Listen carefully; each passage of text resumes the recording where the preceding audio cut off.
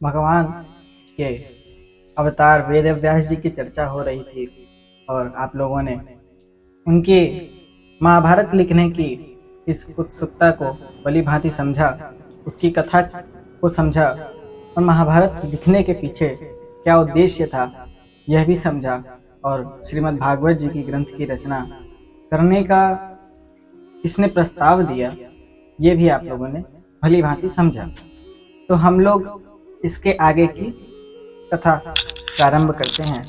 आपको बताता हूँ कि विरक्त जो वेदव्यास जी थे वो भगवान के अवतार थे, पर उनके एक पुत्र हुए हैं सुखदेव जी महाराज। तो जिनके पुत्र सुखदेव जी महाराज जी हैं वो बालकपन में ही प्रभु भक्ति में लीन हो गए। वेदव्यास जी ने श्रीमद् भागवत जी के ग्रंथ की रचना की और उसे अपने पुत्र सुखदेव जी महाराज जी को पढ़ाया। तीनों लोकों में यदि उस समय कोई इस ग्रंथ को पढ़ने का अधिकारी था तो केवल सुखदेव जी थे और ये अधिकार केवल तीनों लोकों में उन्हीं के पास था, इसीलिए उन्हें यह अवसर मिला और उन्होंने इसका भली भांति अध्ययन किया।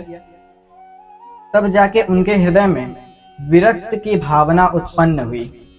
सुखदेव जी के हृदय में वो विरक्त बन गए और उन्होंने संसार की मोह मायाओं को त्याग दिया।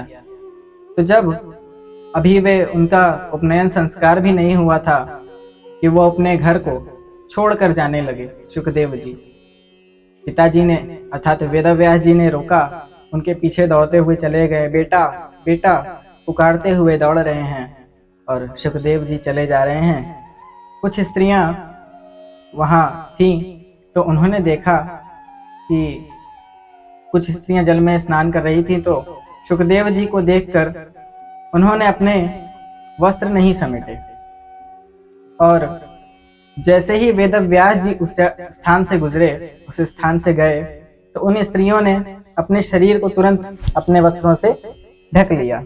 इस पर वेदव्यास जी ने पूछा तो उन्होंने बताया कि आपके पुत्र की शुद्ध बुद्धि में शरीर और आत्मा का कोई भी भेद नहीं है, इसीलिए वे नग्न होते हुए भी हम उन्हें इस भाव से नहीं देख सकती, इसलिए हमने ऐसा किया।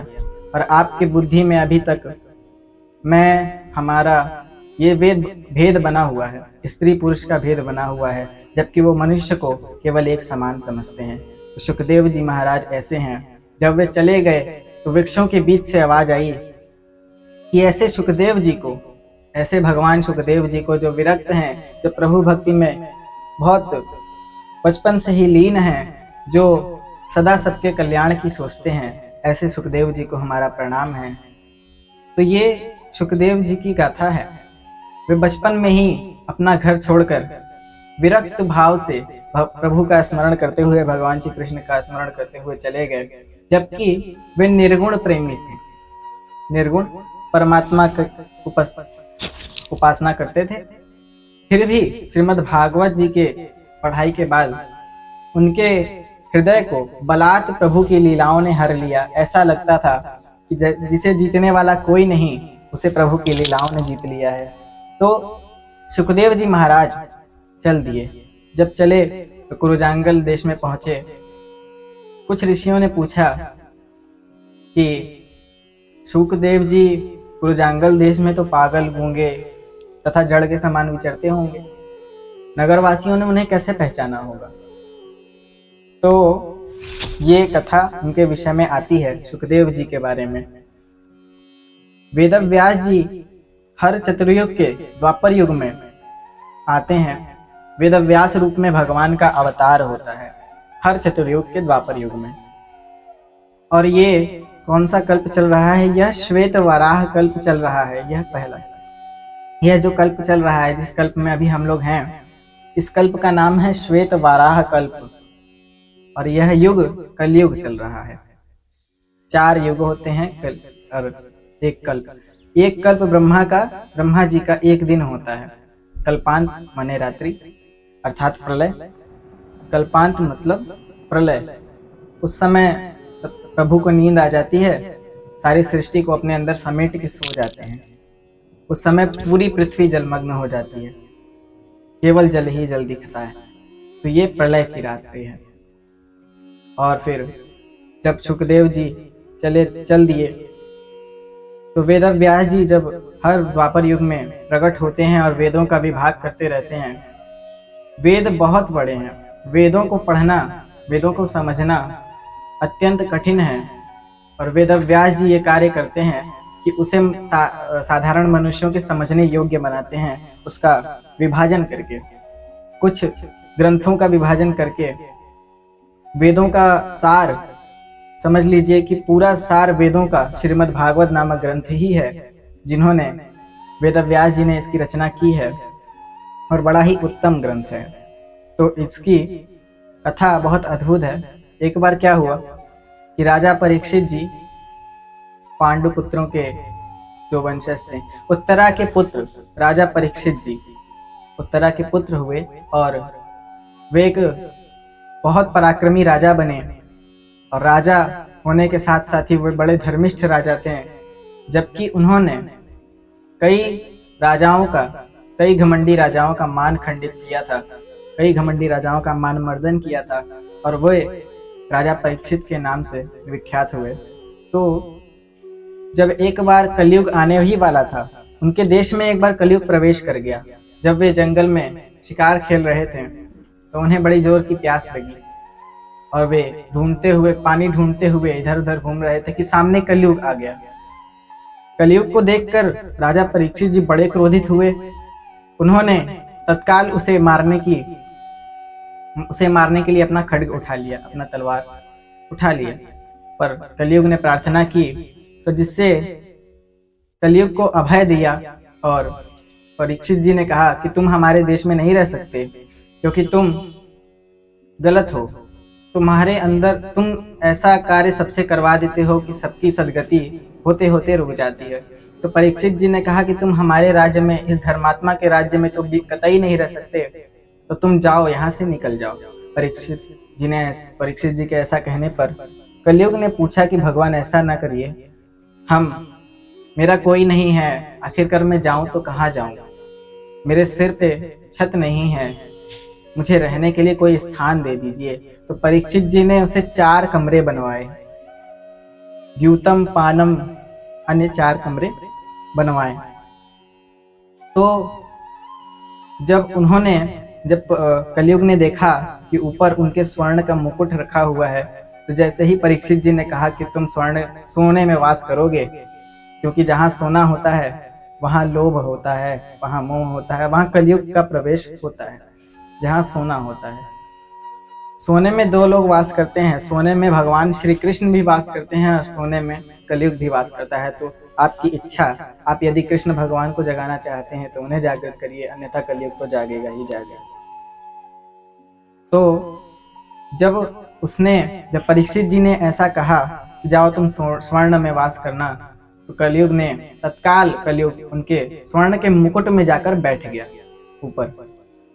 और जैसे ही बैठा, त्यों कलयुग के प्रभाव से राजा परीक्षित जी की मति फिर गई, और जब वे प्यास से व्याकुल होकर पानी ढूंढने के लिए जंगल में और अंदर चले गए, पानी ढूंढते हुए, तब उन्हें एक साधु की कुटिया दिखाई दी, एक ऋषि की कुटिया।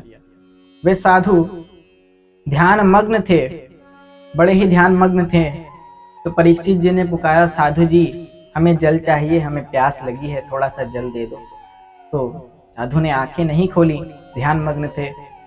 परीक्षित जी ने कई बार पुकारा, पर उन्होंने ध्यान नहीं खोला, अपनी आंखें नहीं खोली। इससे राजा परीक्षित जी को क्रोध आ गया, जो कि वो कलयुग का प्रभाव था। राजा ऐसे नहीं थे, कलयुग के प्रभाव से उनके अंदर क्रोध का विकार आ गया, उत्पन्न हो गया, और जिससे कि उन्हें उनका वध करने के लिए अपना खड्ग उठाया। पर क्योंकि राजा धर्मिष्ठ थे, इसलिए उन्होंने अपनी मति सवारी और उस खड्ग को नीचे रख लिया।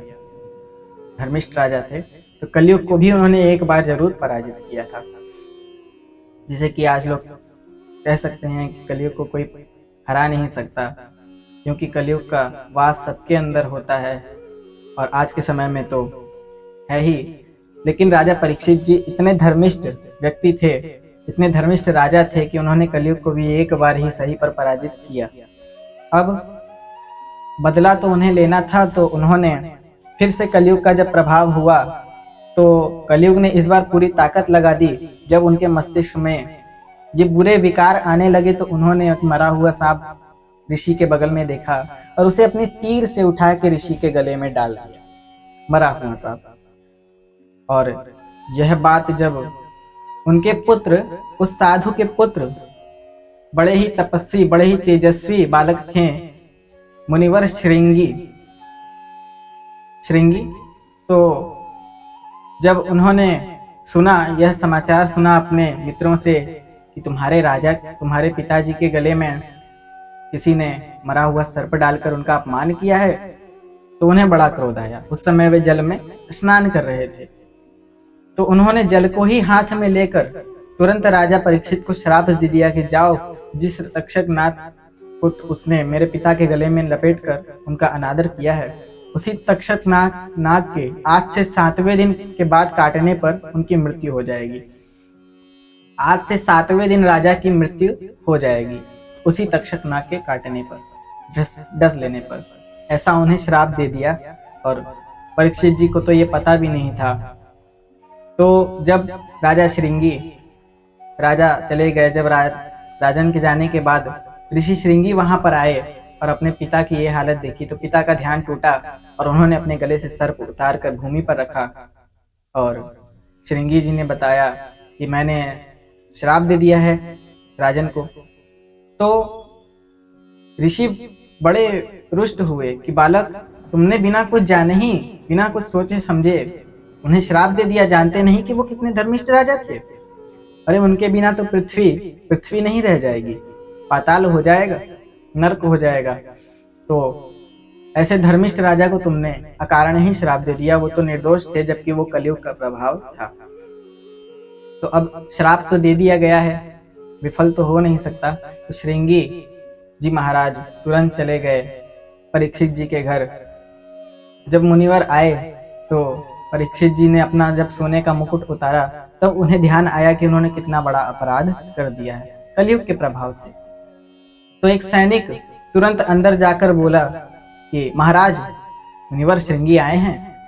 तो उन्होंने सादर अभिवादन किया महाराज ने मुनिवर का और उन्हें आसन पर बिठाया और उन्हें पुष्प मालाओं से सुसज्जित करके उनकी बड़ी अच्छे से स्वागत किया।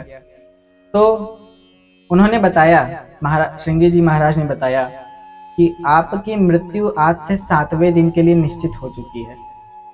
तब ऐसा सुनकर उनके घर वाले विचलित हो गए। तो ये सुनकर परीक्षित जी ने उनसे पूछा कि बताइए प्रभु, हमारे ऐसा क्या किया जाए जिस प्राणी को पता हो जाए कि उसकी मृत्यु 7वें दिन ही होने वाली है, पता लग जाए, जबकि उसे पता नहीं होता तो वो कुछ भी करता है अपनी मनमानी, लेकिन अगर पता हो जाए तो क्या करे कि जिससे उसका परलोक सुधर जाए। उन्होंने कहा कि हे राजन, जाओ अपने कुलगुरु के पास जाओ, उन्हीं से प्रश्न करो कि ऐसा कुछ बताइए कि जिससे हमारा परलोक संवर जाए। तब वे गए, अर्धरात्रि में दौड़ कर गए राजा परीक्षित। तो उन्होंने कहा कि सुखदेव जी महाराज, इस पूरे पृथ्वी पर ऐसे व्यक्ति हैं जिन्होंने श्रीमद् भागवत नामक ग्रंथ का अध्ययन किया है, तुम जाकर उनकी शरण में जाओ और जिससे कि तुम्हारा परलोक सुधर जाएगा। तो वे चले गए, सांझ की बेला थी, जब चले गए, अनुष्ठान हुआ श्रीमद् भागवत जी का, सारे संत मुनि आए, सभी लोग आए। तो अब ये हुआ कि कथा के लिए किसे बुलाया जाए, जबकि तीनों लोकों में अधिकारी केवल इसके एकमात्र भगवान सुखदेव जी ही थे। तो उन्हें बुलाने के लिए जब सप्तऋषि आए तो सप्तऋषियों ने प्रार्थना की, तब जाके सुखदेव जी महाराज वहां पर आए कुरुजांगल देश में। उन्होंने जब वे आसन पर बैठे तो उनका यथाचित स्वागत किया परीक्षित जी महाराज ने और उनसे प्रश्न किया कि हे प्रभु, कुछ ऐसा कहिए कि जिससे हमारे 7वें दिन मृत्यु होने पर हमारा परलोक सुधर जाए, हमारी सदगति हो जाए, ऐसा कुछ उपाय बताइए। तो उन्होंने कहा, हे राजन, मैं तुम्हें श्रीमद् भागवत नामक ग्रंथ सुनाऊंगा जिसे सुनने के बाद सबकी सदगति हो जाती है। तो इसका श्रवण करने के लिए जब परीक्षित जी आए, परीक्षित जी ने कथा सुनी और अंत में उनकी सदगति हुई। तो यही है भागवत जी की महिमा और यही परीक्षित जी की कथा है, यही भगवान की कथा है। तो यहाँ से प्रारंभ होती है श्रीमद् भागवत नामक ग्रंथ की कथा। तो ये जितनी हम लोगों ने बातें समझी कि श्रीमद् भागवत जी का श्रवण करने से सारी पीढ़ियां तर जाती हैं, सातों पीढ़ियां। एक घर में भी यदि श्रीमद् भागवत जी की कथा हो जाए तो वो उसकी सातों पीढ़ी को तार देता है, उसके पूर्वज तर जाते हैं। यदि यहाँ पर जहाँ पर भागवत जी की कथा होती है वहाँ भगवान तो आते ही हैं। हमने पहले ही अध्याय में आपको बताया था कि भगवान वहाँ आते हैं जहाँ पर उनके भक्त रहते हैं। तो श्रीमद् भागवत जी की जो कथा होती है वहाँ पर आपके पितृ भी आप वो कथा सुनने के लिए आपके घर आते हैं। तो अपने घर में इस कथा को अवश्य कराएं, क्योंकि यह मुक्ति सद्गति देने वाला है, भक्ति को प्रदान करने वाला है और आपके पितरों को बड़ा ही कल्याणकारी है, जिससे कि आपके पितृ बड़ा सुख का अनुभव करेंगे सुनकर। तो इसे सभी के घरों में, अरे कोई ना हो तो आस पड़ोस के घरों में से भी बुला लीजिए। सबको ये कथा सुनने का अधिकार है, प्राणी मात्र को सुनने का अधिकार है। जो जो भक्ति में ज्यादा आएगा वही तर जाएगा। भगवान सबको गले लगाएंगे अपने से, कभी ना कभी तो हमें भी गले लगाएंगे, क्योंकि हमने आपको वैकुंठ भगवान के धाम भेजा है, तो हमें भी उनके धाम जाने का अवसर अवश्य प्राप्त होगा। तो ये अवसर ना छोड़िए, इसीलिए भगवान का सदा चिंतन करते हुए कथा मैं जीवन कर दीजिए। सदा सेव्यम श्रीमद् भागवते कथा। तो इसी से समस्त वेदों का सार यही है, समस्त कथा का सार यही है कि भगवत भक्ति में लीन हो जाना चाहिए। और इसी से आगे की कथा आरंभ करेंगे हम लोग।